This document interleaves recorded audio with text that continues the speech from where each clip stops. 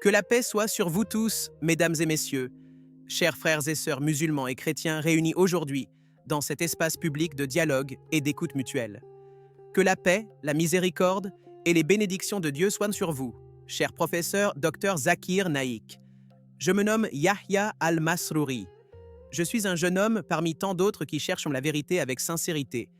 Et je vous remercie profondément pour votre présence et pour votre engagement constant en faveur d'un dialogue éclairé entre les croyances. Ma question est simple, directe, mais profondément sérieuse, car elle touche à l'actualité, à la justice et à la responsabilité morale des nations et des peuples. Ma question est donc la suivante, cher docteur. À la lumière du Coran et de l'enseignement prophétique, quel est l'avertissement fondamental que vous adressez aujourd'hui au monde, et plus particulièrement à Israël, concernant la justice, l'oppression et les conséquences spirituelles et morales des actions humaines? Au nom d'Allah, le tout miséricordieux, le très miséricordieux. Louange à Allah, Seigneur des mondes. Que la paix et les bénédictions d'Allah soient sur le dernier messager, Muhammad, ainsi que sur tous les prophètes qui l'ont précédé. Adam, Noé, Abraham, Moïse, Jésus, que la paix soit sur eux tous. Cher frère Yahya, je te remercie pour ta question posée avec respect, dignité et sincérité. Et je remercie également cette assemblée composée de musulmans et de chrétiens venus non pas pour se confronter, mais pour réfléchir ensemble, écouter et comprendre. Le Coran nous enseigne une règle fondamentale qui s'adresse à toute l'humanité, croyante ou non, musulmane ou non. Allah dit dans le Coran, sourate An-Nahl, verset 90. Certes, Allah ordonne la justice, la bienfaisance et l'assistance aux proches, et il interdit la turpitude, l'acte répréhensible et la tyrannie. Il vous exhorte afin que vous vous souveniez.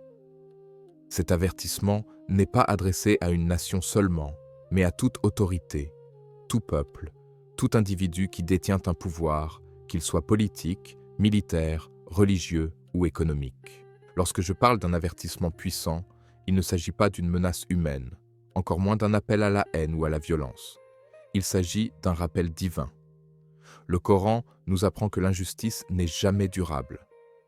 Allah dit dans la sourate Ibrahim, verset 42, « Et ne pense pas qu'Allah soit inattentif à ce que font les injustes. Il ne fait que leur accorder un délai jusqu'au jour où les regards seront figés. » Cet avertissement est clair. Toute oppression, où qu'elle se manifeste, que ce soit en Palestine, ailleurs au Moyen-Orient, en Afrique, en Europe ou en Asie, ne disparaît pas parce qu'elle est soutenue par la puissance militaire ou diplomatique. Elle demeure inscrite dans le registre divin. Le Coran reconnaît l'existence des enfants d'Israël comme un peuple à qui Allah a accordé des faveurs. Dans la sourate Al-Baqarah, verset 47, Allah dit « Ô enfants d'Israël, rappelez-vous mon bienfait dont je vous ai comblé et le fait que je vous ai préféré à tous les peuples. » Mais le même Coran rappelle également que cette préférence n'était pas un chèque en blanc. Elle était conditionnée par l'obéissance, la justice et l'éthique. Allah avertit ensuite, dans plusieurs passages, que lorsque l'injustice, l'arrogance et la corruption prennent le dessus, les conséquences sont inévitables. Dans la sourate Al-Isra, versets 4 à 7, Allah parle clairement des enfants d'Israël et dit qu'ils commettront des désordres sur terre, et que lorsque la promesse d'Allah se réalisera, les conséquences de leurs actes leur reviendront. Ce que j'avertis aujourd'hui, ce n'est pas un peuple en tant qu'ethnie ou religion, car l'islam ne condamne jamais un peuple dans son ensemble. L'islam condamne les actes injustes.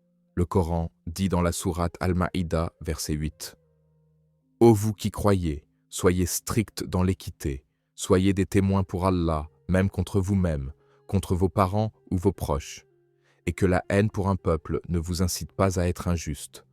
Soyez justes, cela est plus proche de la piété. » Ce verset est extrêmement important, car il montre que même face à un peuple avec lequel il y a conflit, la justice reste une obligation divine. L'avertissement adressé à Israël, comme à toute puissance qui opprime, est donc le suivant. L'injustice peut sembler forte aujourd'hui, mais elle porte en elle les graines de sa propre chute. L'histoire, confirmée par le Coran, nous montre que les empires les plus puissants se sont effondrés, non pas à cause de la faiblesse militaire, mais à cause de l'injustice morale. Pharaon était puissant, mais il s'est noyé. Le peuple de Had était fort, mais il a disparu. Les royaumes injustes ont une fin. Car Allah dit dans un hadith authentique rapporté par Muslim, Allah laisse du temps à l'injuste, mais lorsqu'il le saisit, il ne le laisse pas s'échapper. Cet avertissement est également un appel au réveil spirituel pour les chrétiens présents ici.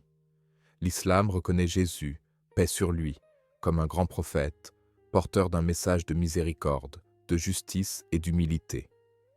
Jésus n'a jamais soutenu l'oppression, jamais justifié le meurtre d'innocents, jamais sacralisé la domination brutale. Le Coran dit dans la sourate Al-Maïda, verset 32, « Quiconque tue une personne non coupable d'un meurtre ou d'une corruption sur terre, c'est comme s'il avait tué toute l'humanité, et quiconque sauve une vie, c'est comme s'il avait sauvé toute l'humanité. » Ce verset, chers frères et sœurs, reflète exactement l'essence du message de tous les prophètes. Mon avertissement est donc aussi un avertissement à ceux qui justifient l'injustice au nom de la religion. Allah n'est jamais du côté de l'oppression.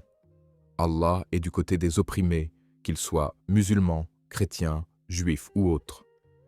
Le prophète Mohammed, paix et bénédiction sur lui, a dit « Soutiens ton frère, qu'il soit injuste ou injustement traité. » Les compagnons ont demandé « Ô messager d'Allah, nous comprenons le soutenir lorsqu'il est opprimé, mais comment le soutenir lorsqu'il est injuste ?» Il a répondu « En l'empêchant de commettre l'injustice. » Voilà la vraie solidarité selon l'islam. L'image qui inspire cette discussion montre deux mondes qui semblent opposés, mais le Coran nous enseigne que le vrai conflit n'est pas entre religions, il est entre la justice et l'injustice. Mon avertissement est donc également une main tendue. Revenez à la justice avant qu'il ne soit trop tard.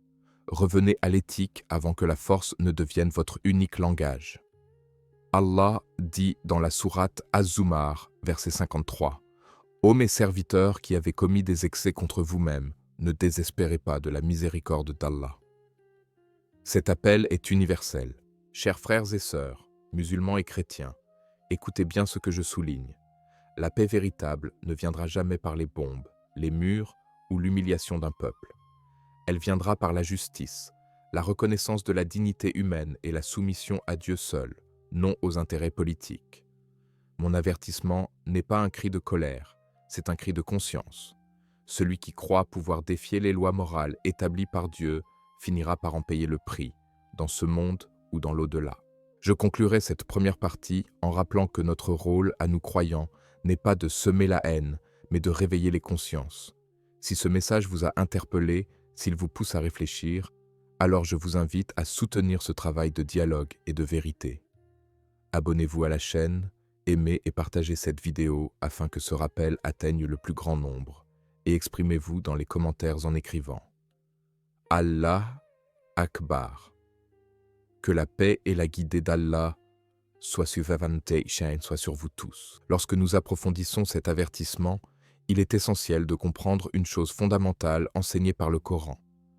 Allah ne juge pas seulement les intentions proclamées, il juge les actes réels et leurs conséquences sur les innocents. Beaucoup de peuples, au cours de l'histoire, ont justifié leurs actes par la sécurité, la promesse divine ou la survie nationale. Pourtant, Allah nous enseigne que nul ne peut invoquer Dieu pour légitimer l'oppression. Dans la sourate Al-Baqarah, verset 190, Allah dit clairement « Combattez dans le sentier d'Allah ceux qui vous combattent, mais ne transgressez pas. » Certes, Allah n'aime pas les transgresseurs. Ce verset fixe une ligne morale infranchissable. Même lorsqu'un conflit existe, la transgression demeure interdite. Lorsque des maisons sont détruites, lorsque des enfants, des femmes et des personnes âgées sont touchées, lorsque l'humiliation devient une politique systématique, alors nous ne sommes plus dans l'autodéfense, mais dans l'injustice. Cet avertissement n'est pas formulé par moi en tant qu'individu, il est inscrit dans le message divin. Allah dit dans la sourate Ash-Shura, verset 42, « La voix de reproche n'est dirigée que contre ceux qui oppriment les gens et commettent des abus sur terre sans droit. Ceux-là auront un châtiment douloureux. » Notez bien, Allah ne cite pas la religion, l'ethnie ou la nation, mais l'acte d'opprimer. Il est également très important que mes frères chrétiens comprennent que ce message n'est pas contraire à l'enseignement de Jésus, paix sur lui. Jésus n'a jamais enseigné la domination par la force ni l'écrasement de l'autre. Il a appelé à la justice, à la responsabilité morale et à la crainte de Dieu. Le Coran confirme cette continuité des messages prophétiques.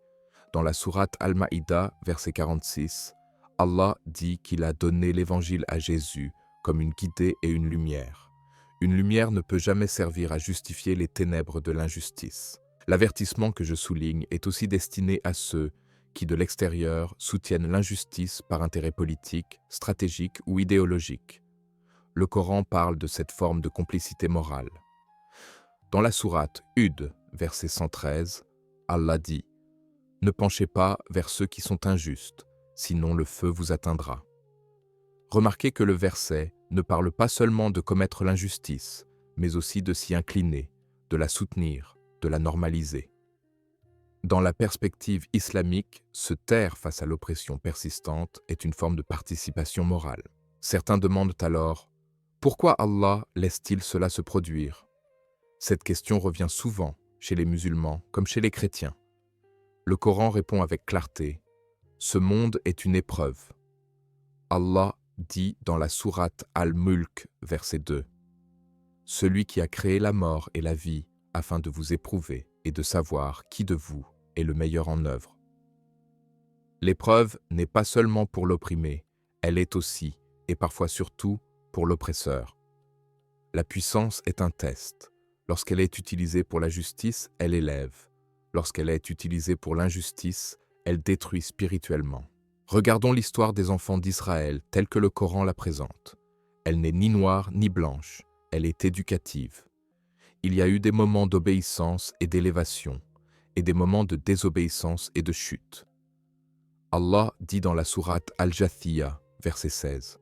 « Nous avons donné aux enfants d'Israël le livre, la sagesse et la prophétie, et nous leur avons accordé de bonnes choses, et nous les avons préférés au monde. » Puis, Allah rappelle que lorsqu'ils ont divergé, ils l'ont fait par injustice et arrogance, malgré la connaissance. Cela montre que la connaissance religieuse sans éthique conduit à la corruption. L'avertissement que je souligne aujourd'hui est donc un rappel universel. Aucun texte sacré ne protège celui qui le manipule pour opprimer. Allah dit dans la sourate Al-Baqarah, verset 85, « Croyez-vous en une partie du livre et mécroyez-vous en une autre ?» Ce verset est extrêmement actuel. Il s'adresse à tous ceux qui sélectionnent les passages qui servent leurs intérêts et ignorent ceux qui appellent à la justice et à la compassion. Dans l'islam, la valeur de la vie humaine est sacrée. Le prophète Muhammad, paix et bénédiction sur lui, lors de son sermon d'adieu, a déclaré que la vie, les biens et l'honneur des gens sont sacrés. Ce principe ne s'applique pas uniquement aux musulmans. Il est universel. C'est pourquoi je dis que l'avertissement ne vise pas une foi, mais un comportement. Lorsque la sacralité de la vie est ignorée, la colère divine devient une réalité, même si elle est différée. Allah donne parfois du temps, non par approbation, mais par sagesse. Dans la sourate Al-Ankabut, verset 2, Allah dit « Les gens pensent-ils qu'on les laissera dire « Nous croyons » sans les éprouver ?» Les nations aussi sont éprouvées. Certaines échouent là par faiblesse, d'autres échouent là par arrogance. L'arrogance est plus dangereuse car elle empêche le repentir. Ce message est également un appel aux musulmans présents ici. Ne tombez pas dans la haine aveugle. L'injustice ne doit jamais vous transformer en injuste. Le prophète Muhammad a interdit de tuer des non-combattants, d'endommager les lieux de culte et de trahir les pactes. Celui qui prétend défendre l'islam en violant les principes de l'islam contredit le message qu'il revendique. Ainsi, lorsque je dis « écoutez bien ce que je souligne », je parle d'un principe divin immuable. La justice est la condition de la survie morale des nations. L'oppression peut dominer temporairement l'espace médiatique et militaire, mais elle ne domine jamais le jugement de Dieu. Allah dit dans la sourate Al-An'am, verset 129, « Ainsi, nous faisons de certains injustes les alliés des autres à cause de ce qu'ils acquièrent. Cela montre que l'injustice engendre l'injustice, jusqu'à ce que le cercle devienne destructeur pour tous. Ce rappel doit nous pousser à réfléchir profondément, musulmans et chrétiens, sur notre responsabilité individuelle. Que faisons-nous face à l'injustice? La justifions-nous? La banalisons-nous? Ou élevons-nous la voix avec sagesse et vérité? Le Coran nous enseigne que la parole juste devant un tyran est l'un des plus grands actes. Ce n'est pas une incitation au chaos, mais une invitation à la conscience. Ce que je prépare, ce n'est ni la vengeance ni le conflit. Ce que je prépare, par ce rappel, c'est un réveil moral. Car sans réveil moral, aucune solution politique ne tiendra. L'histoire l'a démontré à maintes reprises. Allah change la condition d'un peuple lorsqu'il change ce qui est en lui-même. Tant que l'injustice sera niée ou justifiée, elle continuera à produire ses conséquences. Et c'est précisément à ce niveau que se situe l'avertissement le plus sérieux. La persistance dans l'injustice ferme les cœurs. Lorsqu'un cœur est fermé, la vérité devient inaudible, même lorsqu'elle est évidente. Allah dit dans la sourate Al-Mutaffifin, verset 14, « Non, mais ce qu'ils ont accompli a couvert leur cœur d'une rouille. Cette rouille morale est plus destructrice que toute perte matérielle, car elle éloigne de la repentance. » C'est pourquoi ce discours s'adresse à la conscience humaine avant de s'adresser à la politique. Le jour où la justice sera réellement recherchée et non utilisée comme slogan, ce jour-là, seulement une paix authentique deviendra possible. Cher professeur Dr Zakir Naik, je tiens sincèrement à vous remercier pour la profondeur de votre réponse, pour la clarté de vos explications et pour la sagesse avec laquelle vous avez abordé un sujet aussi sensible et lourd de conséquences pour l'humanité. Vous avez pris le temps d'écouter ma question avec patience et respect, et vous y avez répondu en vous appuyant sur le Coran, sur l'enseignement prophétique et sur des principes universels qui parlent à la conscience de tous, musulmans comme chrétiens. Ce que vous avez partagé aujourd'hui dépasse les frontières des religions et des nations, car cela touche au cœur même de la justice et de la responsabilité morale. Votre parole est claire, elle invite à réfléchir, et elle rappelle que la foi authentique ne peut jamais être séparée de l'éthique et du respect de la vie humaine. Qu'Allah te bénisse, cher professeur Dr Zakir Naik. Qu'Allah te récompense également, cher frère, pour ta question posée avec sincérité, respect et intelligence. Et je te remercie de m'avoir écouté avec attention jusqu'au bout. Je remercie aussi cette audience, musulmans et chrétiens, pour leur présence et pour leur ouverture d'esprit. Si ce que vous avez entendu aujourd'hui vous a aidé à mieux comprendre l'islam, la justice divine et la continuité du message des prophètes, alors je vous invite à soutenir ce travail de dialogue et d'éducation. Abonnez-vous à la chaîne Paix du Messager, aimez et partagez cette vidéo afin que ce message atteigne d'autres cœurs, et participez activement dans les commentaires en posant vos questions concernant le script et les thèmes abordés. Que la paix, la miséricorde et la guidée d'Allah soient à moi sur vous tous.